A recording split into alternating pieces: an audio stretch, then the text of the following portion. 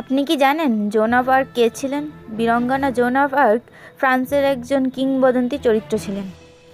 কিশোর বয়সেই তিনি ঈশ্বরের কাছ থেকে ফ্রান্সকে ইংরেজদের কবল থেকে মুক্ত করার নির্দেশ পান। মাত্র 17 বছর বয়সেই তিনি ফ্রান্সকে বাঁচানোর জন্য যুদ্ধে যাওয়ার প্রস্তুতি নেন। সেই সময় ফ্রান্স এবং ইংল্যান্ডের মধ্যে ভয়ঙ্কর যুদ্ধ সংঘটিত হচ্ছিল, যাকে বলে 100 ইয়ার্স ওয়ার। তার নেতৃত্বে ফ্রান্সের সেনাবাহিনী অর্লিয়ান্সের যুদ্ধে জয়লাভ করে, কিন্তু দুর্ভাগ্যজনকভাবে শত্রুপক্ষ জোন অফ আর্ককে বন্দি করে। এরপর তার বিরুদ্ধে মিথ্যা অভিযোগ এনে তাকে ডাইনি অপবাদ দিয়ে আগুনে জ্বালিয়ে পুড়িয়ে মারা হয়।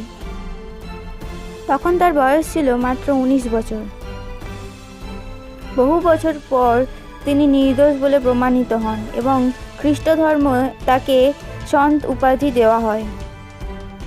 আজ জোন অফ আর্ক আমাদের সকলের কাছে স্বদেশ প্রেম, সাহস এবং বিশ্বাসের অমর প্রতীক হয়ে উঠেছেন। এবং পরিশেষে নিঃসন্দেহে এই কথা বলা যায় যে ইতিহাস প্রমাণ করে যে বয়স নয়, সাহসই মানুষকে মহান করে তুলতে পারে।